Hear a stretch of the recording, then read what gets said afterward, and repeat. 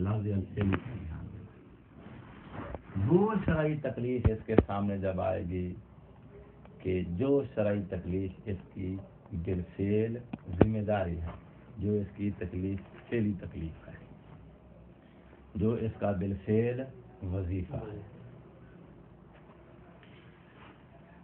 اس تکلیف کو فعلی تکلیف اس لیے ہم کہہ رہے ہیں چونکہ یہ بندہ اس وقت قلم تکلیف اس کے اوپر عائد ہو چکا ہے۔ اگر قلم تکلیف اس کے اوپر عائد نہ ہو چکا ہوتا تو پھر ہم اس تکلیف کو فعلی کا نام نہ دیں۔ تو اس تکلیف کو ہم فعلی کا نام کیوں دے رہے ہیں؟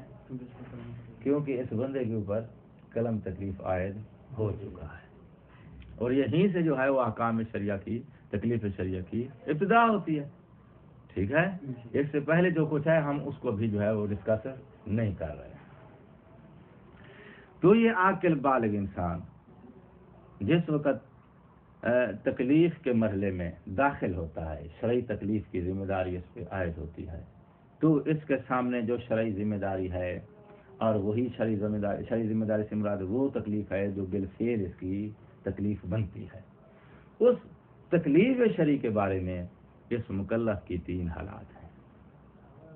ٹھیک، توجہ فرما لیا آپ نے؟ کتنی حالات ہیں؟ 3 حالات ہیں۔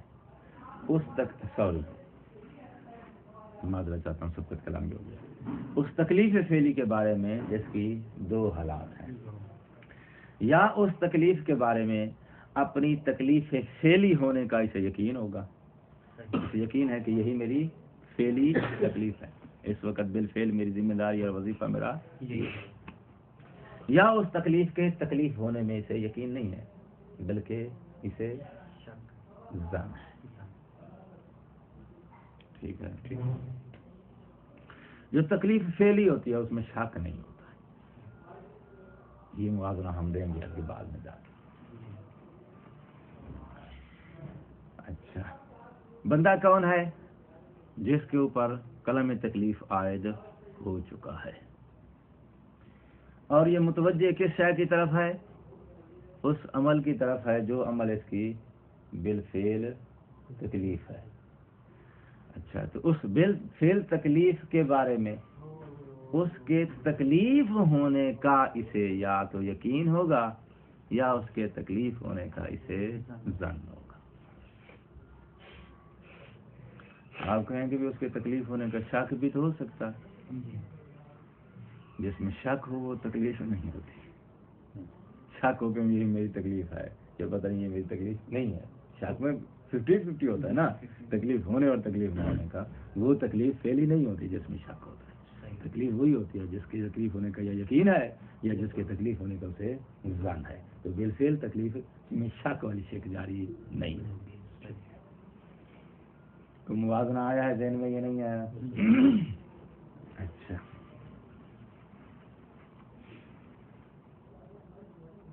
اس مقام پہ اگر مکلف ہے پہلی حالت میں، کون سی؟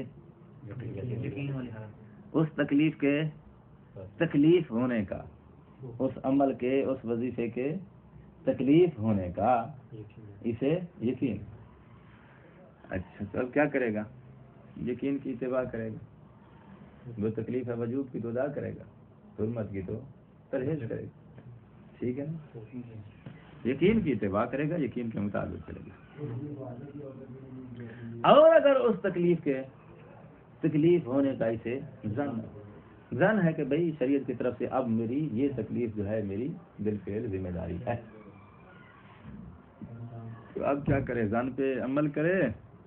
کہتے ہیں ظن پہ عمل کرنے کے لیے کچھ شرائط ہیں، وہ شاید پوری ہیں تو ظن کے مطابق چلے، اگر نہیں ہے تو پھر اگلے حکم کی طرف یا اگلے علاج کی طرف اس کو ہم ریفر کریں گے۔ کوشش کر رہا ہوں بات کی تصویر بن جائے۔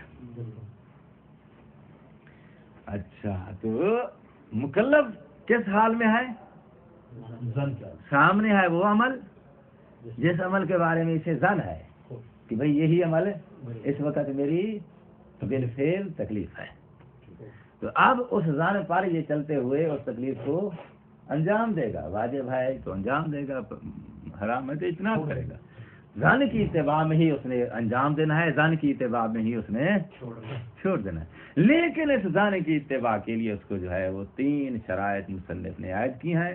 اگر یہ 3 شرائط پوری ہوں تو پھر یہ زن کی اتباع کرتے ہوئے اس تکلیف پر عمل کرے گا جس تکلیف کے تکلیف ہونے کا اسے اب زن ہو چکا ہے۔ اور ان 3 میں سے ایک شرط بھی ٹوٹ رہی ہے تو پھر زن کی اتباع نہیں کرے گا، اس کو ہم کسی اور طریقے کی طرف یا اور کسی تکلیف کی طرف ریفر کریں گے کہ بھئی جاؤ تمہاری تکلیف وہ ہے۔ بندہ جب بیمار ہوتا ہے تو اس نے ڈاکٹر کے پاس ہی جانا ہوتا ہے۔ اب ڈاکٹر جا کے تشخیص دے گا وہ یہ جڑی بیماری جو ہے وہ میرے والی ہے یا کسی اور ڈاکٹر والی ہے۔ ڈاکٹر تشخیص دیتا ہے بھئی اچھا اس کا علاج میں کر سکتا ہوں، میں اس بیماری کا ڈاکٹر ہوں۔ نہیں ہے تو تشخیص میں دوسری بیماری آ رہی ہے تو ریفر کرتا ہے بھئی وہ ٹھیک ہے نا۔ تو وہ ڈاکٹر جس کے پاس گیا ہے وہ اس کے علاج اسی شرط پہ کرے گا جب وہ بیماری انکشاف کے بعد پتہ چلے کہ اسی ڈاکٹر کی متعلقہ ہے جس کے پاس وہ گیا ہے۔ اگر اس کی متعلقہ نہیں ہے تو متعلقہ ہونے والی شرط ٹوٹ رہی ہے تو پھر اس کو کیا کرے گا، وہ اس ڈاکٹر کی طرف ریفر کرے گا جس کی یہ متعلقہ بیماری ہے، جس ڈاکٹر کے پاس اس کا علاج ہے۔ اچھا بھائی وہ شرائط بیان کریں جن شرائط کی روشنی میں زن پر وہ عمل کرے گا، زن کی اتباع میں اس وظیفے کو اپنا بالفعل وظیفہ سمجھ کے انجام دے گا۔ وہ شرائط بیان کریں تاکہ پھر ہر شرط کے ٹوٹنے کی صورت میں ہم اس کو جو ہے وہ ریفر کریں کہ آپ نے کدھر جانا ہے۔ کہہ رہے سنو جی، زن کی اتباع کے لیے پہلی شرط یہ ہے کہ اسے زن حاصل ہو، رسول اور زن۔ اتباع تو بھی کرے گا جب وہ حاصل ہوگا، حاصل نہیں ہوگا اتباع کیسے کرے گا؟ تو پہلی شرط کیا ہے جی؟ حصول اور زن۔ دوسری شرط کیا ہے جی؟ دوسری شرط یہ ہے کہ باب علم منفد ہو چکا ہو۔ لفظوں پہ دھیان دیں، ابھی بعد میں کھولیں گے کہ اس کے اندر کیا ہے۔ انسداد باب علم، علم کا دروازہ، قط کا دروازہ اس کے اوپر بند ہو چکا ہو۔ قط کا دروازہ کیسے بند ہوتا ہے؟ پہلے یہ سمجھے کہ قط کا دروازہ کھلا کیسے ہوتا ہے، بند ہونا پھر سمجھ آ جائے گا۔ قط کا دروازہ کھلا ہونے کا مطلب یہ ہے کہ یا تو آپ اس دور میں ہیں جس دور میں ان شہروں میں بستیوں میں معصوم موجود ہے، تو آپ اپنی تکلیف کے بارے میں جا کے معصوم سے پوچھ کے یقین حاصل کر سکتے ہیں میری تکلیف یہ ہے یا یہ۔ جیسے آپ ماں سے فتویٰ پوچھنے جاتے ہو، وہ کیوں فتویٰ پوچھنے جاتے ہو؟ اپنی تکلیف کی تعین کے لیے کہ میری تکلیف یہ ہے یا یہ ہے۔ وہ جو اپنی تکلیف کی تعین کرنے کے لیے جاتے ہو، کیوں جاتے ہو؟ مطلب یہ ہے کہ آپ شرعی تکلیف کے بارے میں نہ قاطع ہے نہ زن ہے، تو پوچھنے جاتے ہو میں بتاؤ اب کیا کروں۔ عالم سے مسئلہ پوچھنے کا اصل میں بیک گراؤنڈ یہ ہوتا ہے کہ اس کو اپنی تکلیف کی تعین نہیں ہوتی ہے۔ اچھا تو معصوم جو ہے وہ بستیوں میں شہروں میں موجود ہیں، تو مطلب یہ کہ قط کا دروازہ کھلا ہے، جائیں معصوم سے جا کے اپنی شرعی تکلیف جو بالفعل آپ کی تکلیف ہے اس کے بارے میں جا کے قط حاصل کریں، تعین حاصل کریں۔ اور قط کے دروازے کے کھلے ہونے کا دوسرا مطلب یہ ہے کہ زمانہ تو معصوم کا نہیں ہے، مگر یہ کہ ایسی شرعی دلیل موجود ہے جو اس تکلیف کے آپ کی تکلیف ہونے کا آپ کو یقین دے رہی ہے، قطعی دلیل جسے کہتے ہیں، ٹھیک ہے۔ تو قطعی دلیل موجود ہو تو بھی سمجھو قط کا دروازہ کھلا ہوا ہے، معصوم موجود ہے تو بھی۔ تو باب انسداد علم، علم کا مطلب یہاں قط ہے، یقین ہے، یقین کا علم کا دروازہ بند ہو چکا ہو۔ اگر یقین کا دروازہ کھلا ہوا ہو تو پھر زن پہ عمل نہیں ہوگا، یقین حاصل کریں گے، واپس پلٹ جائے گا پھر یہ، ٹھیک ہے نا۔ یقین کا دروازہ کھلا ہونے کی صورت میں کیونکہ یقین کے ہوتے ہوئے زن کی طرف نہیں جا سکتا، وہ زن کی طرف آ گیا ہے تو پھر ہم اس پر زن پر عمل کرنے کے لیے دیکھیں گے بھئی زن پہ عمل کرنے کے لیے بندہ آ گیا ہے، کہیں غلط جگہ پر تو نہیں آ گیا۔ غلط جگہ پر آنے کا مطلب یہ ہے کہ پیچھے وہ قط کا دروازہ کھلا ہوا چھوڑ کے آگے تو نہیں بڑھ گیا، کھلا ہوا ہے اور یہ چھوڑ کے آگے بڑھ گئے، واپس کریں گے جاؤ بھائی ابھی دروازہ کھلا ہوا ہے، قط حاصل کرو اور قط کی جا کے اتباع کرو۔ تو اب جس دروازے پر آیا ہوا ہے اس دروازے پر علاج اس کو اسی صورت میں ملے گا یا اس کے مطابق اس کا جو ہے وہ عمل کرنا تبھی جائز ہوگا جب پچھلا دروازہ بند ہو چکا ہو. اسے ہم کیا نام دیتے ہیں؟ باب انسداد علم. اور یہ دلیل جو ہے باب انسداد علم دوبارہ رپیٹ کرے گا. اس دلیل کو کب رپیٹ کرے گا دوبارہ؟ جس وقت اصول عملیہ العقلیہ کی بحث آئے گی. اصول عملیہ کے لیے یاد ہیں وہ 4 اصول: احتیاط، براءت، تخیر، استصحاب. ان کو کیا بولتے ہیں؟ وہ اصول عملیہ العقلیہ. ان کے ساتھ عقلیہ بھی آپ کو لگانا ہوگا. کیوں؟ اس لیے کہ 4 اصول ایک بار شرعی بھی ہوتے ہیں.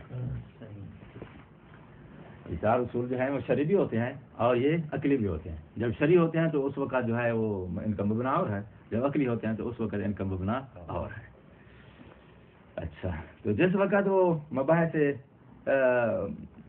اصول عملیہ میں شروع ہوگا تو اس وقت دلیل انسداد کو پھر دوبارہ وہ ڈسکس کرے گا. کیوں؟ اس لیے کہ وہ جو 4 اصول ہیں نا عقلی، ان کی طرف جانا تبھی جائز ہے جب باب انسداد علم ہو چکا ہو. تو وہاں پہ ڈسکس کرے گا کہ بھائی اس کو کیسے پتہ چلا ہے کہ بند ہو چکا ہے یا نہیں چکا، تو پوری ڈیٹیل اس طرح کی وہاں پر دے گا. اور باب انسداد علم جو ہے، یعنی باب علم کے انسداد ہونے کے اس نے پھر 4 مقدمات وہاں لکھے ہیں کہ یہ دلیل انسداد جو ہے یہ مرکب ہے من المقدمات الاربعہ، اور 4 مقدمات کی ہر مقدمے کو جو ہے وہ تفصیلاً کو بیان کرے گا، اور نتیجہ ہر ایک کی تفصیل کے بعد وہ مکمل کرتا جائے گا کہ یہ مقدمہ کب مکمل ہوگا، یہ مقدمہ کب مکمل ہوگا، وہاں کا 4 مقدمات کے خلل کے صورتیں بیان کرے گا، ان کے تام ہونے کی صورتیں بھی بیان کرے گا. وہ 4 مقدمے اگر تام ہو جاتے ہیں تو آپ کی دلیل انسداد جو کہ مرکب ہے ان 4 مقدمات سے کیا ہو جائے گی؟ فائنل ہو جائے گی. ٹھیک، تو اس صورت میں تمہاری شرط پوری ہو جائے گی ظن پہ عمل کرنے کی. میں صرف آپ کو اشارہ دے رہا ہوں کیونکہ بحث پوری نہیں کھول سکتا ہوں اس وقت.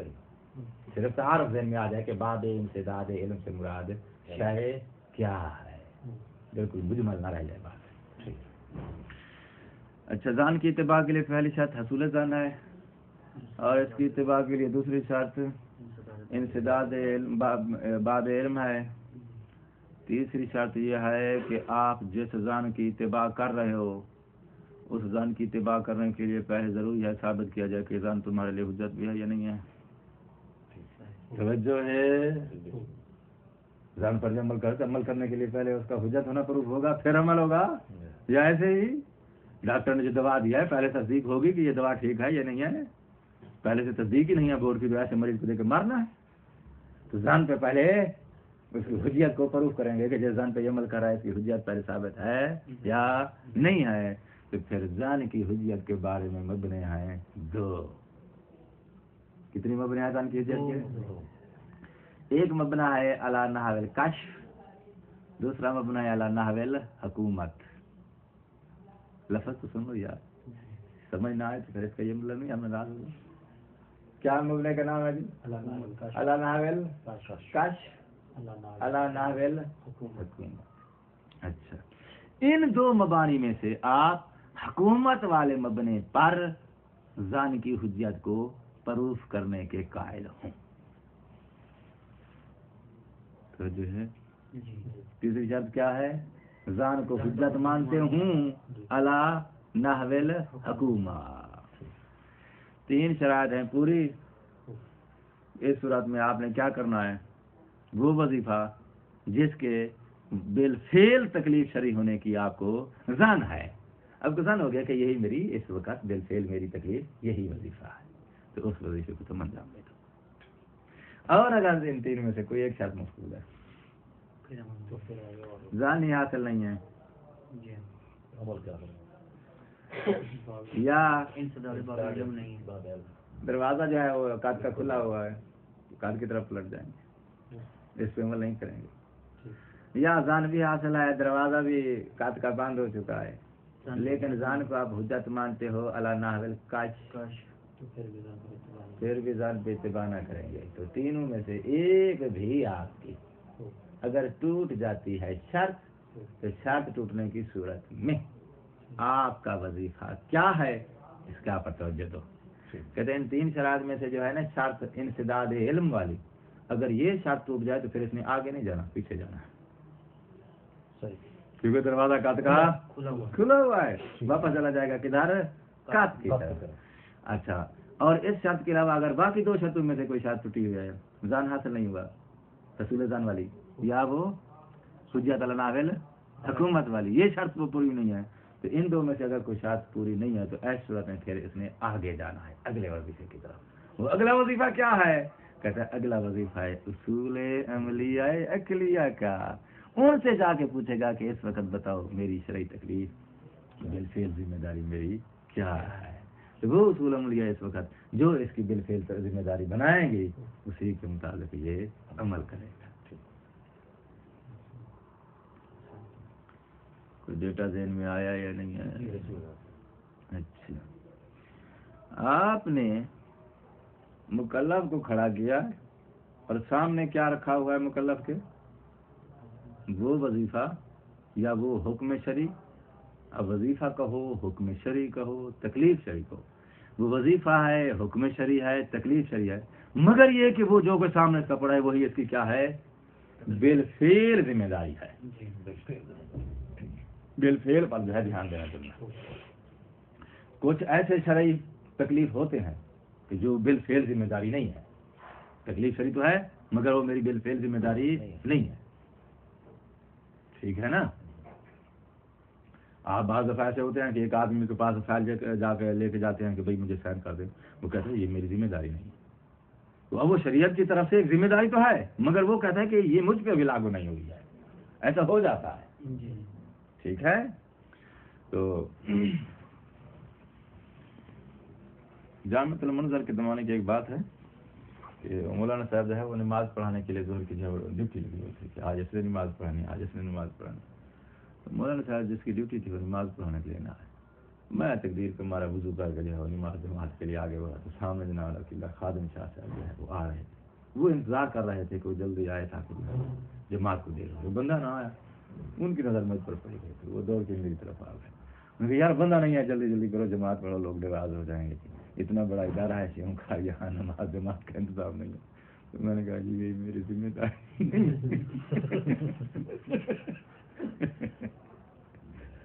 انہوں نے پھر مجھے دب کر گیا، جاؤ نماز پڑھا، ہو جاتی ہے کوئی بات نہیں، ہو جاتا ہے، میں جا کے آگے کھڑا ہو گیا نماز پڑھا۔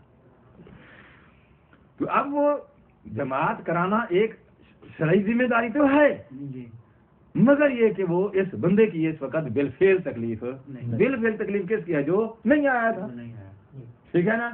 تو صرف تکلیف شرعی ہونا کافی نہیں، تکلیف شرعی ہونے کے ساتھ ساتھ یہ ہے کہ وہ تکلیف شرعی اس مکلف کی بالفعل ذمہ داری بھی ہو۔ موازنہ ذہن میں آ گیا نا؟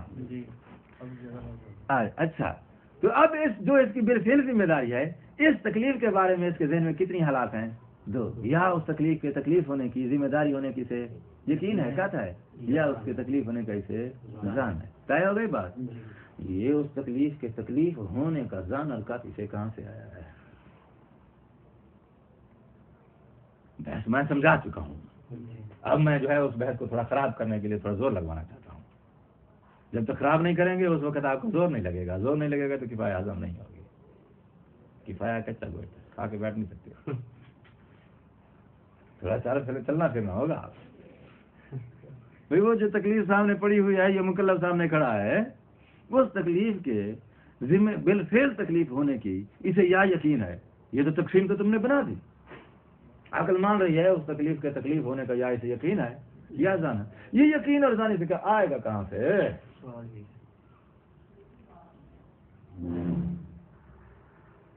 تو آپ نے گفتگو شروع کی ہے دیوار کی اس طرف سے، میں آپ کو دکھلانا چاہتا ہوں کہ اس دیوار سے پہلے کیا ہے، منظر ذہن میں آ رہا ہے نا؟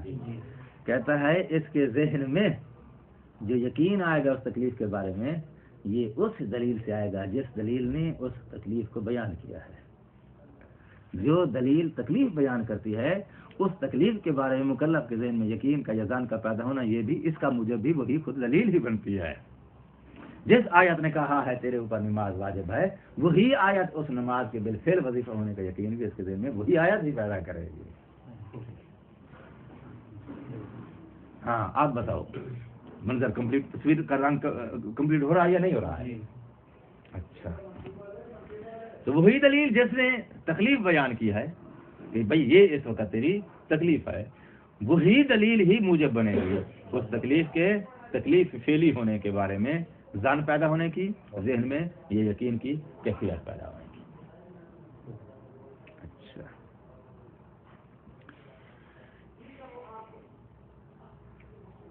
اتنی بات جو ہے اس کو کتاب سے پڑھ لیا جائے۔ اس کے اوپر پھر اس نے کچھ ڈیزائن بازی کی ہے، تصویر بنا کے اس کو پھر جو ہے وہ اس کی آنکھیں پھوڑنے کی کوشش کی ہے، ادھر ادھر سے کچھ اس کا جو ہے وہ توڑ پھوڑ کیا ہے۔ توڑ پھوڑ جو ہے میں بعد میں کروں گا، فی الحال میرے خیال میں جتنا آپ پڑھ چکے ہو اس کو جو ہے وہ دوبارہ سے دیکھ لیا جائے۔ فعلم، آگاہ ہو جائیں بھائی، ان البالغ، ٹھیک ہے، بالغ یعنی ایک عاقل بالغ انسان، اللہ ذی وضع علیہ القلم، قلم یعنی قلم تکلیف، جس کے اوپر عائد وضع یعنی رکھ دیا گیا، یعنی عائد کر دیا گیا ہے، یعنی بندہ آپ کس پوزیشن میں کھڑا ہے؟ مکلف کے درجے میں، کیونکہ ہو سکتا ہے مکلف سے پہلے کے درجے میں ہو۔ پہلے کا درجہ کیا ہو سکتا ہے؟ بالغ نہیں ہے، عاقل نہیں ہے، بے ہوش ہے، کسی اور حالت میں بچارا گرفتار ہے، تو اس وقت وہ قلم تکلیف سے جو ہے پوزیشن سے آؤٹ سمجھا جائے گا۔ ہم اس کو کس درجے میں کھڑے ہیں؟ کٹارے میں کھڑا کر رہے ہیں، تکلیف کے کٹارے میں۔ بندہ تکلیف کے کٹارے میں کھڑا ہے، تو اب اذا التفت، جیسے ہی یہ بندہ ملتفت ہوگا، کدھر؟ الی حکم فعلی، اس حکم کی طرف جو حکم اس کی بالفعل تکلیف ہے۔ بات ذہن میں آ رہی ہے حضرات؟ اور وہ جو بالفعل تکلیف ہے اس کی، واقعین وہ حکم واقعی بھی ہو سکتا ہے، ظاہرین وہ حکم ظاہری بھی، یعنی چاہے وہ تکلیف فعلی حکم واقعی ہے، چاہے وہ تکلیف الفعلی حکم ظاہری ہے، اس کے واقعی ہونا یا ظاہری ہونا یہ مہم نہیں، مہم یہ ہے کہ وہ اس کی تکلیف فعلی ہے، وہ فعلی چاہے واقعی تھی یا ظاہری تھی۔ جیسے ہی اس تکلیف فعلی کی طرف یہ متوجہ ہوا ہے تو کیا ہوگا؟ اما، یہ اگلی لفظ میں نے چھوڑ دیا، ان کو چھوڑ دو، فاما ان یحصل له القطع به، یا اس تکلیف کے اپنی فعلی تکلیف ہونے کا اسے قطع حاصل ہو جائے گا، یقین ہو جائے گا کہ یہی تکلیف میری اس وقت بالفعل تکلیف میری یہی ہے، او لا، یا قطع حاصل نہیں ہوگا، وعلی الثانی، قطع حاصل نہیں ہوا۔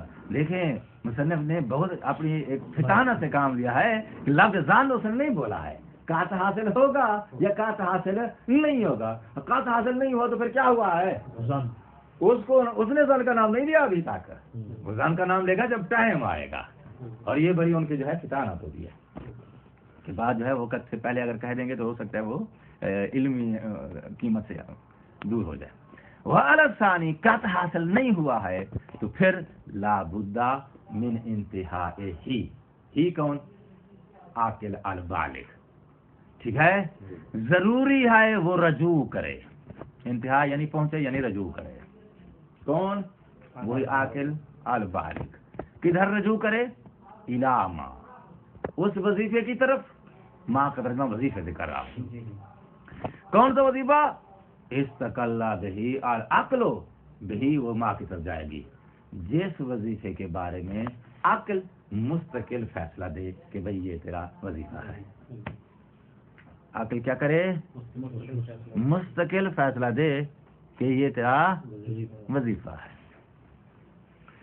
لفظ مستقل اس نے کیوں بولا ہے؟ استقل العقل، بعض دفعہ اس وظیفے کے بارے میں عقل فیصلہ دیتی ہے لیکن شارع سے تعلیم لے کے، شارع سے تعلیم لے کے عقل بتا دی کہ تیرا یہ وظیفہ ہے، اس وقت عقل نے اس وظیفے کے تعین میں اپنا فیصلہ نہیں دیا ہے، تعلیم لے کر، کبھی شارع سے تعلیم لے کر فیصلہ نہیں دیتی، اپنی پاور سے دیتی ہے کہ اس وقت تیری یہ ذمہ داری ہے۔ متوجہ ہو گئے؟ ابھی ہم نے ایک لفظ بولا تھا، کشف اور حکومت، یاد ہے؟ اگر آپ جو ہے ظن کی حجت پرو کرتے ہیں علی نحو الکشف، تو اس کا مطلب یہ ہے کہ عقل نے اس وظیفے کے وظیفے ہونے کو کشف کیا ہے، کشف کیا ہے کہ شارع نے بھئی تیرے لیے یہ وظیفہ قرار دیا ہے۔ کشف جو ہے کدھر لے جائے گا؟ شریعت کی طرف، کیونکہ عقل شارع کی تعلیم کی روشنی بتا رہی ہے کہ تیرا یہ وظیفہ ہے. اور حکومت کا مطلب یہ ہے کہ عقل اپنی حکومت اپنی پاور استعمال کر کے معین کر رہی ہے تو بھائی تیرا یہ وظیفہ ہے. کشف اور حکومت والا لفظ آپ ذہن میں آ گیا ہے. حکومت میں خود وہ پیدا کر رہا ہے. عقل جو ہے خود حاکم ہوتی ہے، فیصلہ دینا اس کے اختیار میں ہوتا ہے. حکم خود پیدا کر رہا ہے. حکم نہیں پاور پیدا کرتا عقل، اس حکم کی تعیین کا فیصلہ خود دیتا ہے کہ اس وقت یہ ذمہ داری. کشف مطلب سب پردہ اٹھاتا ہے، اس حکم پردہ اٹھا دیتا ہے. ایک سید کے جانے سے پہلے وہ چیز موجود ہے، آپ کو پتہ نہیں ہے، عقل یہاں کے کشف کرنا ہے کہ بھائی یہ دے ذمہ داری. اور عقل جب مستقل ہوتی ہے، جب مستقل ہوتی ہے تو پھر وہ شارع کی تعلیم نہیں، وہ اپنے اختیار کی روشنی میں تعیین دیتا ہے کہ تیرا یہ وظیفہ ہے. پیدا کرنے میں اور تعیین کرنے میں فرق ہے. عقل تعیین دیتی ہے وظیفے کی. وظیفہ پہلے آلریڈی موجود ہے، پتہ نہیں ہے یہ ہے یا کوئی اور ہے، اس نے تعیین دینی ہے کہ یہ ہے. کشف تو وہی ہوتا ہے نہ کاشف کی صورت میں بھی وظیفہ پہلے موجود ہوتا ہے. وظیفہ دونوں صورت میں پہلے موجود ہوتا ہے، کاشف اور حکومت ہر دونوں صورت میں. کاشف کی صورت میں جو تعیین ہوگی شارع کی تعلیم کی روشنی میں ہوگی. حکومت کی روشنی میں جو تعیین ہوگی وہ شارع کی تعلیم کی روشنی میں نہیں ہوگی، اپنی پاور سے تعیین دے گی. صرف تعیین کا فرق ہے کہ وہ شارع کی حسن تم. اچھا تو وہ کشف اور حکومت والا لفظ میرے خیال میں صحیح ٹائم پہ آپ واضح ہو گیا ہے. لابدہ من انتہا ہی، وہ عاقل بالغ مکلف کیا کرے گا؟ رجوع کرے گا علامہ اس وظیفے کی طرف. استقلہ بھیلا کے لو، عقل اپنی مستقل پاور کے ساتھ جس وظیفے کی تعیین دے گی.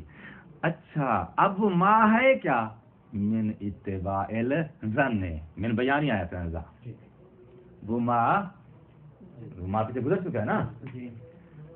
علامہ مطلب علامہ، وہ ما کیا ہے؟ من اتباع، وہ جو ہے من بیانیہ جب ہوگی تو جو کے قطر جمع کریں گے. وہ وظیفہ کیا ہے بھائی جس کو عقل جو ہے اپنے مستقل پاور کے ساتھ فیصلہ دے گی کہ یہ وظیفہ ہے جس کی تعیین دینی ہے عقل ہے، وہ ہے اتباع ظن. ظن کی اتباع کا ہے. یعنی اب نتیجہ یہ نکلا کہ قطع حاصل نہیں ہوا تو نہ ہونے کی صورت میں مکلف کیا کرے گا؟ ظن کی اتباع کرے گا. لو حاصل لہو، اگر اس کو وہ ظن حاصل ہے پہلی شرط. حاصل لہو حصول ظن پہلی شرط. وقد تمت مقدمات الانسداد. اگر مصنف یہاں پہ کہہ دیتا اگر قطع ہو گیا تو ٹھیک ہے، وإلا ظن سیدھا بول دیتا. اتنا گھما کے بات کو لے آیا مصنف. اس میں جو عبارت کی شرط اس نے استعمال کی ہے کہ وہ استقلہ بالعقل من اتباع ظن لو حاصل. ابھی ہم دیکھیں، ابھی ہم مصنف کا جو ہے وہ نظریہ بیان کرنے کے بعد مصنف کے نظریے کو پھر ایک ترازو کے ہم پلڑے میں رکھیں گے، دوسرے پلڑے میں رکھیں گے پھر شیخ الانصاری رحمۃ اللہ علیہ کو. اس نے بھی یہی بحث بیان کیا، یہی نقطہ بیان کیا. اس نے تقسیم ثلاثی دیا ہے، اس نے تقسیم ثنائی دیا ہے. تقسیم ثلاثی میں اس نے کہا ہے کہ مکلف کو یا یقین ہوگا یا ظن ہوگا یا شک ہوگا. تو وہاں پھر جب اس کا موازنہ دے گے تو وہاں ان دونوں کا آپس میں بزرگان کا ہوگا جناب بڑا کچھ کیلو کال. تو اس کیلو کال میں اس نے جو وہاں پر جو ہے وہاں تنقید اور نقد دیے ہیں نا اس تقسیم ثلاثی کے اوپر، وہاں لفظ ظن کو اس نے جو ہے وہ بہت کھولا، بلکہ اسی کو مبنا بنا کے اسی کی پر جو ضربیں لگائی ہیں. اس لیے لفظ ظن کو جو بچا بچا کے استعمال کر رہا ہے. وہ اعلیٰ ثانی دوسری صورت میں کیونکہ ہتھیار بچا کے رکھا ہوا نا، جو ہتھیار مخالف کی کمزوری بن چکا ہے وہ خود کیوں استعمال کرے. ٹھیک ہے نا. تو اب یہ چونکہ آگے بات آ رہی تھی اس لیے آپ متوجہ ہو رہے ہیں. دیکھ انسان اگلی بات کی طرف متوجہ ہوتا ہی تب ہے جب پچھلی بات کی سمجھ آئے. جزاکم اللہ خیر. مکمل کیا جائے. حصول ظن پہ اتباع کی کتنی شرائط تھی؟ 3. پہلی شرط کیا ہو گئی؟ ان حاصل لہو. یہاں سے ہم نے کیا سمجھا؟ پہلی شرط حصول ظن. دوسری شرط وقد تمت مقدمات الانسداد، دلیل انسداد کے مقدمے تام ہوں. دلیل انسداد کے جو 4 مقدمے ہیں ان میں خلل نہ. ٹھیک ہو گئی. دوسرا مقدمہ ہو گیا، شرط ہو گئی الا تقدیر الحکومت. الا تقدیر الحکومت جو ہے یہ اتباع ظن کی طرف چلے جائے گی. ظن کی اتباع کرے گا الا تقدیر الحکومت. اگر یا یہ انسداد کے ساتھ ملے، یہ تمت انسداد باب علم کے مقدمات یا دلیل انسداد کے مقدمات تام ہوں اور تام ہوں علی تقدیر الحکومت، حکومت والے مبنے پہ آپ ان کو جو ہے وہ تام کر رہے ہیں. اور یہ اشارہ ہو گیا اس تیسری شرط کی طرف کہ زن کی اتباع کریں گے تو اتباع کرنے سے پہلے اس کی حجت کو پروف کرنا ہے.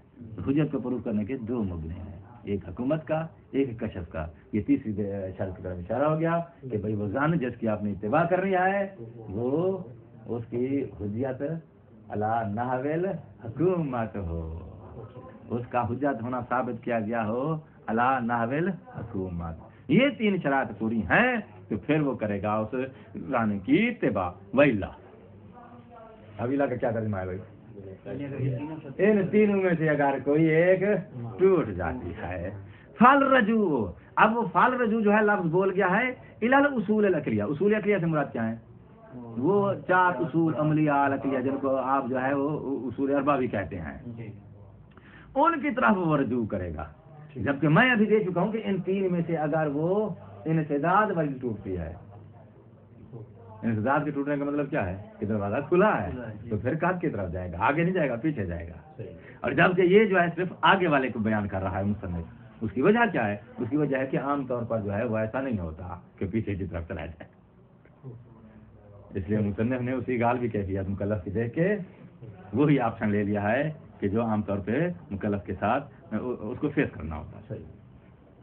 اچھا وَإِلَّا یعنی یہ شرط جو ہے ان میں سے کوئی شرط ٹوٹ رہی ہے اور کوئی شرط سے مراد آپ پھر دو لے لیں. زن کے اصول والی وہ ٹوٹ جاتی ہے یا وہ حکومہ والی وہ ٹوٹ جاتی ہے تو پھر کیا کرے گا؟ فال رجوع، مکلف رجوع کرے گا کدھر؟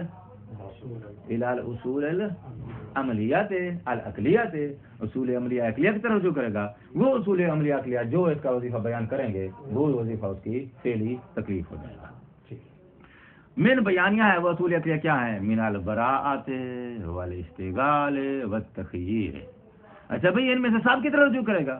نہیں، کسی ایک کی طرف رجوع کرے گا. تو کسی ایک کی طرف کرے گا تو کیسے پتہ چلے گا کہ ان چار میں سے میں نے اس وقت جو ہے اس کی طرف کرنا ہے، اب میں نے اس کی طرف کرنا ہے، اب میں نے اس کی طرف کرنا ہے؟ کہتے ہیں الا تفصیل، یعنی اس کی تفصیل آئے گی یاتی فی محل ہی انشاءاللہ تعالی.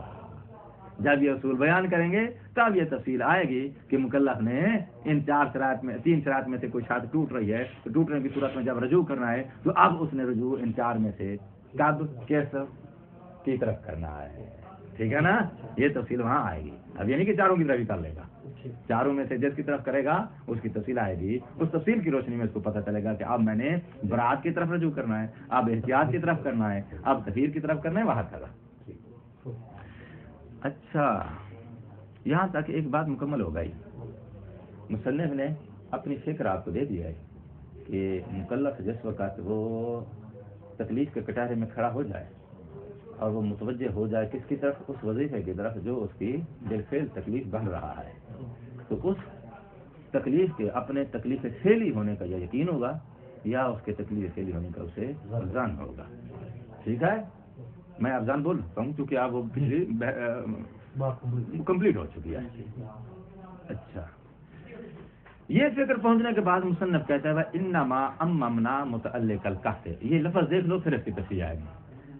انما اممنا ہم نے تعمیم دیا ہے. تعمیم سمجھتے ہو؟ دائرہ بڑا کیا ہے. تعمیم مطلب ہوتا ہے چیز کا دائرہ بڑا کرنا، وسعت دینا. ہم نے دائرہ بڑا کیا ہے. کس کا دائرہ بڑا کیا تم نے؟ قات نے جس وظیفے کے ساتھ تعلق پانا ہے ہم نے اس وظیفے کا دائرہ بڑا کیا ہے. اممنا متعلق القحط، قات کے متعلق کا دائرہ بڑا کیا. قات کا متعلق کون ہے بھائی؟ وہ حکم شرعی، وہ تکلیف شرعی جو سامنے پڑی ہوئی تھی اسی کے بارے میں آ کے قات میں تعلق پانا تھا نا، تو ہم نے اس کا دائرہ بڑا کیا. اس کا مطلب یہ ہے کہ کوئی عالم ہے جس نے اس کا دائرہ چھوٹا رکھا ہوا تھا، اس نے آ کے دائرہ بڑا کیا ہے. اب بحث جو ہے وہ شروع ہونے لگی ہے تقسیم ثلاثی کا موازنہ تقسیم ثنائی کے ساتھ. حسنین دا ٹائم دیکھ 48 منٹ، ابھی ہمارے پاس 5 منٹ ہے. اچھا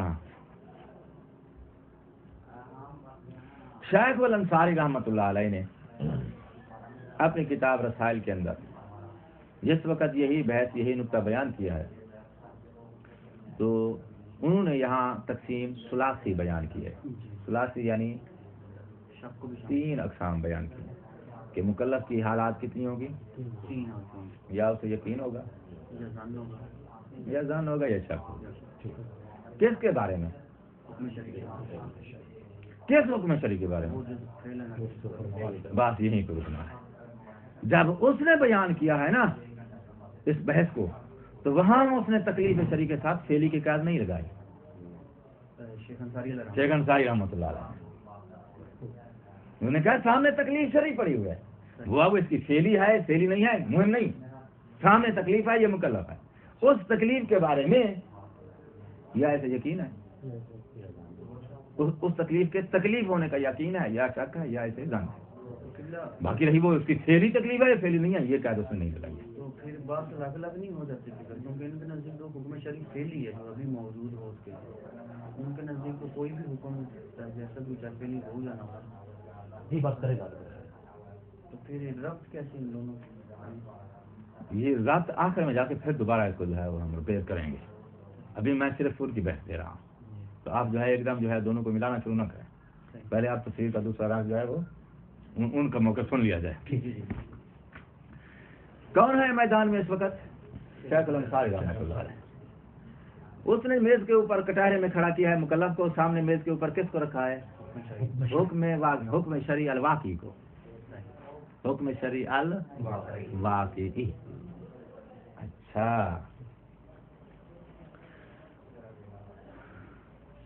کہ بھئی سامنے پڑا ہوا ہے کون سا حکم؟ جو واقعی حکم ہے. تو اس واقعی حکم کے واقعی ہونے میں اسے یا یقین ہے یا اسے ظن ہے یا اسے شک. دیکھیں بھائی لفظوں سے آپ نے نتیجہ نکالنا ہے. مصنف قبلہ قلیل کیا بول گیا ہے؟ اس تکلیف کے فعلی ہونے کا یا اسے یقین ہے. وہ کیا بول رہا ہے؟ سامنے پڑا ہے حکم واقعی اور اس کے واقعی ہونے کا یقین ہے یا ظن ہے یا شک ہے. تینوں حالات ہو سکتی ہیں اور وہی واقعی اس کی تکلیف فعلی بن رہا ہے نہیں بن رہا ہے یہ چیز وہاں اس نے ملحوظ نہیں رکھی ہوئی ہے انصاری صاحب نے. توجہ ہے؟ وہ تکلیف جو سامنے پڑی ہوئی ہے اس کو اس کے کس بات کا یقین ہو، کس یقین ہونا یا ظن ہونا کس شے میں ہو رہا ہے؟ اس کے واقعی ہونے میں. سامنے پڑا ہے حکم واقعی اس کے واقعی ہونے کا جائز یقین ہے. واقعی سے کیا مطلب واقعی؟ حکم واقعی کہتے ہیں اس حکم کو هو الحکم المجعول من قبل الشارع للاشیاء بعناوینها الاولیہ. جو اولی عنوان کے تحت حکم نازل ہوتا ہے شے کا اس حکم کو حکم اولی کہتے ہیں. جو ثانوی عنوان کے تحت آتا ہے اس کو حکم ثانوی کہتے ہیں. حکم ظاہری ثانوی میں آتا ہے اولی میں نہیں آتا ہے. حکم ظاہری یا حکم ثانوی مشروط ہوتا ہے جہاں وہاں شرط رکھی جاتی ہے کہ اگر یہ شرط پائی جائے تو پھر یہ حکم آئے گا. میں مثال دیتا ہوں. بندے کے اوپر جو ہے وہ قیام رکوع سجود سارے جو ہیں یہ واجب ہیں. اگر اس کی ٹانگ ٹوٹی ہوئی ہو تو پھر اس پر اب دوسرا حکم آ جائے گا. قیام نہیں آئے تھے جو قیام کو جو نفی کی اوپر سے جو حکم آیا ہے یہ مشروط ہے کہ بھئی اگر یہ حالت نہیں ہے یہ حالت ہے تو یہ حالت اس کی ٹانگ ٹوٹی ہوئی ہونا مکلف کی یہ ثانوی حالت ہے. تو اب ثانوی حالت میں دوسرا حکم آ جائے گا.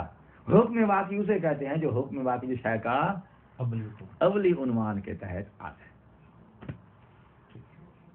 یعنی شے کی جو نارمل طبیعی حالت ہے اس کو مد نظر رکھ کے جو حکم نازل ہوا ہے وہ حکم ہوتا ہے اولی. حکم واقعی اولی نہ حکم واقعی. اگر وہ طبیعی حالت سے نکلتا ہے تو پھر جیسے نکلتا جائے گا وہ ثانوی حالت میں داخل ہو جائے گا. حکم اس کے اوپر ثانوی آ جائے گا. ٹھیک ہے. اور شیخ انصاری اصل حکم کی میں بات کر رہا ہے. وہ بات کر رہا ہے اس اصل حکم کی جو لوح محفوظ پہ لکھا ہوا ہے.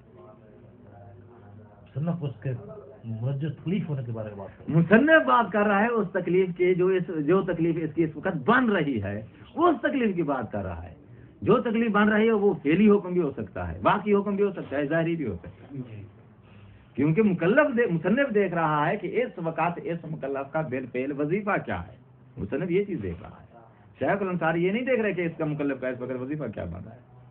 शेख अंसारी ये देख रहे हैं कि भाई जिस हुक्म की तरह मुतवज्जे हुआ है वो है हुक्म बाकी, उसके वाक़ई होने का इसे शक का यकीन है।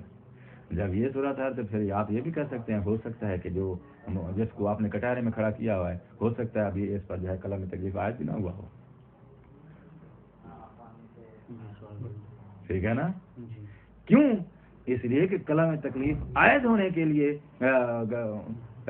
तभी चाहिए कि जब सामने वाला वजीफा वो हो जो फेली तकलीफ हो। जब आपने फेली तकलीफ की क्या शर्त हटा दी है तो फिर कटारे में खड़ा करने के लिए जरूरी नहीं है कि वो मुकल्लफ ऐसा हो जिसके ऊपर जो है वो कलम तकलीफ आयत हो चुका हो। दूसरे वाला मुकल्लफ भी हो सकता है। दूसरे वाले मुकल्लफ से मुराद वो कि जो अभी बिलफेल मुकल्लफ नहीं है। ध्यान नहीं दिया है, थोड़ा सा फिर गया बात, जल्दी करिए।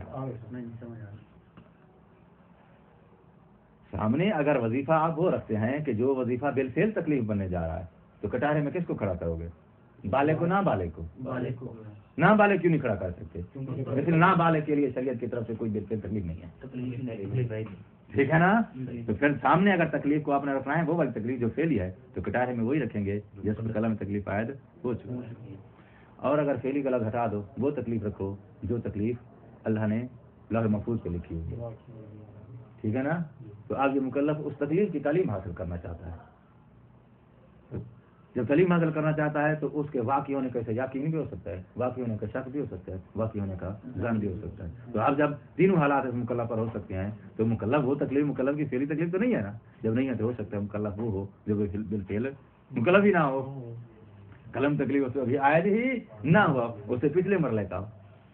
शेख अंसारी कोई तो मुकल्लफ ही नहीं है। इसका मतलब है शेख अंसारी रहमतुल्लाह अलैह की तस्वीर में कटारे में जो बंदा तुमने खड़ा किया हुआ है वो मुकल्लफ बिलफेल भी हो सकता है, दूसरे वाला भी हो सकता है, दोनों हो सकते हैं। जो मुसन्निफ ने तस्वीर दी है इसकी तस्वीर के मुताबिक कटारे में खड़ा होने वाला सिर्फ वही बंदा हमें चाहिए कि जिसके ऊपर तकलीफ बिलफेल आ चुकी है, कलम तकलीफ लागू हो चुका है, क्योंकि आपने सामने वाले वजीफे को मुक़य्यद कर दिया है फेली के साथ। बात हो रही है तस्वीर, ये फर्क समझो दोनों तस्वीरों का। अच्छा, मुसन्निफ कहते हैं हमने कात के मुताल्लिक को, यानी कात ने जिस वजीफे के साथ ताल्लुक पाना है, यानी वो वजीफा जो टेबल पे सामने रखा हुआ है इस कटारे में खड़े हुए बंदे के सामने, उस वजीफे के अंदर हमने तौसीह दी है। क्या तौसीह दी है? कि वो सामने जो वजीफा पड़ा हुआ है वो वाकई भी हो सकता है, ज़हरी भी हो सकता है। जबकि शेख अंसारी ने सिर्फ वाकई रखा। याद है शेख अंसारी ने टेबल पे जो वजीफा रखा है वो कौन सा है? वाकई रखा है। हाँ, उसने वसत नहीं दिया, उसने वाकई रखा है, ज़हरी नहीं रखा है। इसने साथ जो है वाकई और ज़हरी दोनों को कहेंगे, ये भी हो सकता है, ये भी हो सकता है। भाई क्यों ऐसा किया है तुमने? कहते ये मैंने इसलिए किया है कि चूंकि मेरी नजर है तकलीफ फेली पे। मेरी नजर किस पे है? मुसन्निफ कह रहे हैं मेरी नजर किस पे है? तकलीफ फेली पे। तो फेली तकलीफ जो है वो वाकई भी हो सकती है, ज़हरी भी हो सकती है। तो अब ये जो हालात ज़हन में पैदा होने हैं मुकल्लफ के हैं जिस तकलीफ के बारे में, वो तकलीफ वाकई भी हो सकती है, ज़हरी भी हो सकती है, जिसकी वजह से मैंने तकलीफ का दायरा बड़ा कर ना। फेली के साथ वाकई और ज़हरी कहा है। फेली को तो उसने मुकय्यद कर दिया ना, फेली को आगे दो किस्म मिलेगी, वाकई भी और ज़हरी भी। तो मैंने ऐसा क्यों किया है? क्योंकि कात के अहकाम जो हमने आगे बयान करने हैं ना, कात के आगे अहकाम आएंगे ना, वो जो हमने अहकाम बयान करने हैं कात के, वो कात के अहकाम सिर्फ उस सूरत में लागू नहीं होंगे कि जब कात जो है वाकई तकलीफ से तल्लुक़ पा रहा हो, बल्कि वो अहकाम उस वक्त भी लागू होने हैं जब कात तल्लुक़ पा रहा हो ज़हरी तकलीफ से। यानी ज़हरी तकलीफ के वजीफा होने का उसे कात हो गया تو بھی قط کے احکام آئیں گے. کسی واقعی تکلیف کے فعلی تکلیف ہونے کا اسے قط ہو گیا ہے تو بھی یہی احکام آئیں گے. تو آگے جو ہم نے قط کے احکام بیان کرنے ہیں بھی قط کا یہ حکم ہے، قط کا یہ حکم ہے، قط کا یہ حکم ہے، وہ جو ہم نے حکم بیان کرنے ہیں قط کے، وہ قط واقعی تکلیف کے بارے میں پیدا ہوا ہے تو بھی وہ لاگو ہوتے ہیں. ظاہری تکلیف کے بارے میں، اس ظاہری تکلیف کے وظیفہ ہونے کے بارے میں قط پیدا ہوا ہے تو بھی وہ احکام لاگو ہوں گے. تو چونکہ وہ احکام قط والے قط پہ لاگو ہوتے ہیں، چاہے قط واقعی تکلیف کو فعلی تکلیف قرار دے رہا ہو یا ظاہری تکلیف کو فعلی تکلیف قرار. لفظ فعلی میں بول سکتا ہوں نا آپ کو، فعلی کا ترجمہ دے چکا ہوں بار بار. یعنی کسی واقعی وظیفے کو اس کی بالفعل تکلیف قرار دیا جا رہا ہو یا کسی ظاہری تکلیف کو، ظاہری حکم کو اس کی فعلی تکلیف قرار دیا جا رہا ہو اور ہونے کا اسے یقین پیدا ہو، تو ہر دو صورت میں وہ قط والے احکام لاگو ہوں گے دونوں مورد میں. جب قط کے احکام دونوں مورد میں لاگو ہونے ہیں تو پھر میں قط کے متعلق کو حکم واقعی کے اندر صرف محدود کیوں کروں تو کیوں کروں؟ اس لیے میں نے حکم واقعی کی بجائے دائرہ بڑا کر دیا ہے. واقعی بھی کہا ہے، ظاہری بھی کہا ہے. وَإِنَّمَا أَمَّمْنَا متعلق القط، اور ہم نے قط کے متعلق کو، متعلق سے مراد وہ وظیفہ ہے جس کے ساتھ قط نے جا کے تعلق پانا ہے اور اس وظیفے کے فعلی ہونے کا مکلف کے ذمہ قط پیدا ہوتا ہے. اس وظیفے کے اندر ہم نے تعمیم دی ہے. کیوں؟ لعدم اختصاص احکام ہی، کیونکہ قط کے جو احکام ہیں وہ مختص نہیں ہیں بما اس مورد کے ساتھ اذا کان متعلقا، جب وہ قط تعلق پائے بالاحکام الواقعہ سے، جب وہ قط حکم واقعی کے ساتھ تعلق پائے. اس مورد کے ساتھ ان احکام کا لاگو ہونا مختص نہیں ہے کہ آپ کے احکام ہے مختص کر دیں کہ یہ قط والے احکام صرف اسی صورت میں لاگو ہوں گے جس وقت قط تعلق پائے حکم واقعی ہے. نہ ایسا نہیں ہے، بلکہ وہ حکم ظاہری کے ساتھ تعلق پائے تو بھی وہ قط والے احکام قط کے اوپر جاری ہوں گے. تو جب قط کے احکام ہر دو مورد میں جاری ہوں گے تو پھر ہم نے قط کے متعلق کو وسعت دے دی ہے. ایک بات وخصصنا بالفعل، لیکن ہم نے اس وظیفے کو، چاہے وہ واقعی ہے چاہے وہ ظاہری ہے، اس کو مقید بنایا ہے فعلی سے، جبکہ اس نے وہاں فعلی کی قید نہیں لگائی. ٹھیک ہے نا؟ فعلی کی قید کیوں لگائی ہے تم نے؟ کہتا ہے اس لیے لے اختصاص ہا کی ضمیر جائے گی احکام قط کی طرف. وہ قط کے احکام مختص ہیں بما اس مورد کے ساتھ اذا کان متعلقا بہی، جب وہ قط تعلق پائے بہی اس فعلی تکلیف کے ساتھ. یعنی کہنا یہ چاہتا ہے کہ قط کے احکام قط کے اوپر اس وقت لاگو ہوتے ہیں جب وہ قط کسی فعلی تکلیف سے تعلق پائے. ایک تکلیف فعلی ہوتی ہے، ایک تکلیف شانی ہوتی ہے. شانی سمجھتے ہو؟ ابھی بالفعل لاگو نہیں ہوئی، ابھی بالفعل لاگو نہیں ہوئی، شارع کی طرف سے وہ انشاء ہو چکی ہے. صحیح، ٹھیک ہے نا؟ گورنمنٹ نے اعلان کر دیا ہے کہ پیٹرول 50 روپے لیٹر ہوگا، لیکن کب؟ 2 مہینے کے بعد. قانون پاس ہو چکا ہے، ابھی وہ لاگو نہیں ہوا ہے. تو یہ تکلیف کیا ہوگی؟ شانی تکلیف ہے، کیونکہ انشاء ہو چکا ہے. اس کے اندر شان پیدا ہو چکی ہے کہ اس کو کسی وقت نافذ کیا جا سکتا ہے. ٹھیک ہے نا؟ تو شانی تکلیف کے بارے میں آپ کو قط ہو گیا ہے تو اس قط کے اوپر جو شانی تکلیف سے تعلق پائے گا اس کے اوپر یہ احکام جاری نہیں ہوتے. یہ احکام فقط کس قط پہ جاری ہوتے ہیں؟ جب وہ قط تعلق پاتا ہے کس تکلیف کے ساتھ؟ فعلی کے ساتھ. تو اس لیے میں نے تکلیف کو محدود کر دیا ہے کس کو؟ فعلی کے ساتھ، تاکہ وہ غیر فعلی خارج ہو جائے. علامہ یہ میں نے کیا ہے اس دلیل کی بنا پہ تطالع والا ہے، جس دلیل پہ آپ آن کریے متوجہ ہو جائیں گے، جس میں ہم بقاعدہ یہ تفصیلاً بیان کریں گے کہ قط غیر فعلی تکلیف کے ساتھ تعلق پائے تو اس وقت قط والے احکام اس قط پہ جاری نہیں ہوتے. وَلِذَالِكَ، اس وجہ سے. کس وجہ سے؟ یہ احکام فعلی کے ساتھ میں نے خاص کیا اور عام کیا ہے. ہاں، ایک چیز کو خاص کیا ہے، ایک چیز کو عام کیا ہے. عام کس کو کیا ہے؟ متعلق کو، اس وظیفے کو عام کیا ہے جس وظیفے کے بارے میں مکلف کے ذہن میں یقین یا ظن پیدا ہوتا ہے. وہ وظیفہ میں نے عام کیا ہے، واقعی بھی ہو سکتا ہے ظاہری بھی ہو سکتا ہے. ٹھیک، بینہ مشائخ نے فقط واقعی لکھا ہے. اچھا، اور پھر میں نے دوسرا کام کیا کہ خاص. خاص کس کو کیا ہے؟ فعلی کیا ہے. میں نے اس وظیفے کو ایک فعلی ہونا لکھا ہے، مد مقابل کس کے؟ شانی کے. ٹھیک ہے نا؟ کہتا ہے اس 2 وجہ سے. اب شارحین نے دونوں وجہ لکھی ہیں لیکن میں دونوں وجہ کو تسلیم نہیں کرتا ہوں. اس کی وجہ یہ ہے کہ جو یہ فعلی والی جہاد ہے نا، خاص والی جہاد، یعنی ایک جہاد کو عام کیا ہے، ایک جہاد کو خاص کیا ہے. جو خاص والی جہاد ہے اس جہاد کے ساتھ مصنف کا شیخ انصاری کے ساتھ پھٹا بنتا نہیں ہے. جب پھٹا بنتا نہیں ہے تو اس کو دخل کیوں دیں بات میں؟ پھٹا بنتا ہے صرف پہلی جہاد میں. کس جہاد میں؟ جس کو اس نے عام کیا ہے.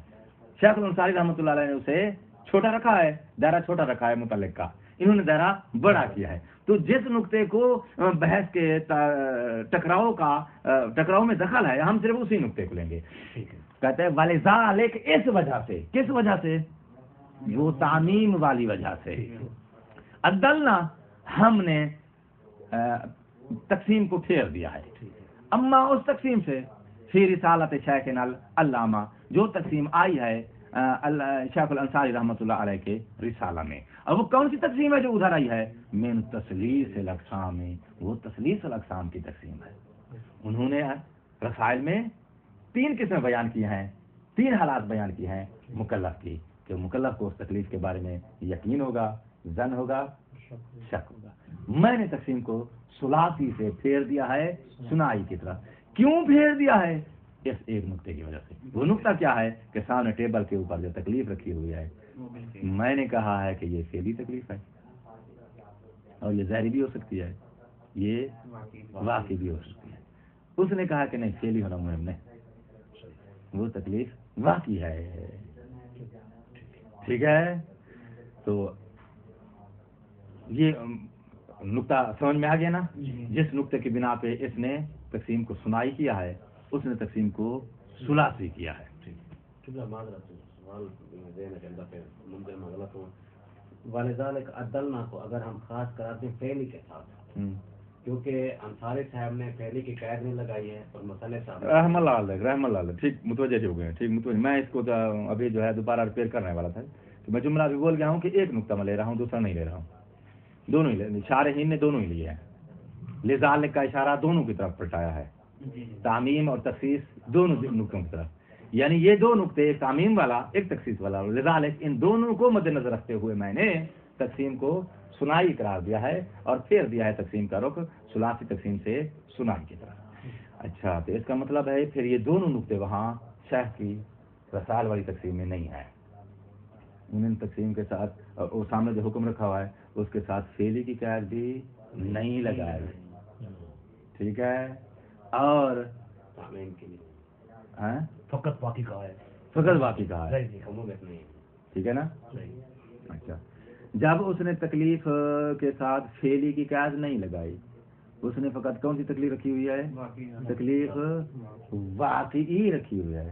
اب وہ واقعی تکلیف قطع نظر اس کے کہ اس کی وہی بالفعل تکلیف بننے جا رہی ہے یا بالفعل تکلیف بننے نہیں جا رہی. ہو سکتا ہے مکلف تعلیم کے لیے متوجہ ہوا اس کی طرف. ٹھیک ہے، تو جب تعلیم حاصل کرنے کے لیے میں بھی متوجہ ہوگا تو بھی وہ دلیل جس نے وہ تکلیف اس کو بتائی ہے، وہ دلیل یا تو اس کے یقین ہونے کا فائدہ دے گا یا ظن کا. لیکن کس چیز کے یقین ظن کا؟ اس کے واقعی ہونے کا یقین، اس کے واقعی ہونے کا ظن، اس کے واقعی ہونے کا ظن. یہ کس چیز کا یقین اور ظن بنا رہا ہے؟ واقعی ہونے کا نہیں، فعلی ہونے کا یقین، فعلی ہونے کا ظن. مطمع نظر دونوں کا بدل گیا ہے. یہاں تقسیم ثلاثی یعنی شک والی قسم یہاں جاری نہیں ہوگی. کیوں؟ اس لیے کہ یہ ہے فعلی تکلیف، اور فعلی تکلیف کے بارے میں اس کے فعلی ہونے کا شک نہیں ہوتا. آپ کو شک ہو کہ یہی میری فعلی تکلیف ہے، ایسا نہیں. اس کے تکلیف کے فعلی ہونے کا یاد آپ کو یقین ہے تو آپ اس پہ عمل کریں گے، یا اس کے فعلی تکلیف ہونے کا ظن ہے تو آپ شک ہونے کی صورت میں وہ آپ کی تکلیف فعلی ہے ہی نہیں. شک کی صورت میں وہ تکلیف فعلی نہیں رہتی. کیونکہ شک کی صورت میں وہ تکلیف فعلی نہیں رہتی اور ہم نے فعلی کی قید لگائی ہوا ہے، جس کی وجہ سے شک والی حالت یہاں نہیں آئے گی. لیکن وہاں ہم نے چونکہ فعلی کی قید ہٹائی ہوئی ہے تو واقعی ہونے کا یقین ہے، تو واقعی ہونے کو ہم نے فوکس کیا ہوا ہے، تو وہاں پر شک بھی اس کے واقعی ہونے کا ہو سکتا ہے، جس کی وجہ سے وہاں تقسیم ثلاثی بنے گی، ادھر تقسیم سنائی بنے گی. مصنف نے فعلی والے نقطے کو اور تعمیم والے نقطے کو مد نظر رکھ کے تقسیم ثلاثی نہیں سنائی جاری کی ہے. اور حق بھی یہی ہے کہ اگر فعلی کی قید لگا دو گے تقسیم سنائی ہی بنے گی، تقسیم ثلاثی نہیں بن سکتی. السلام علیکم ورحمۃ اللہ.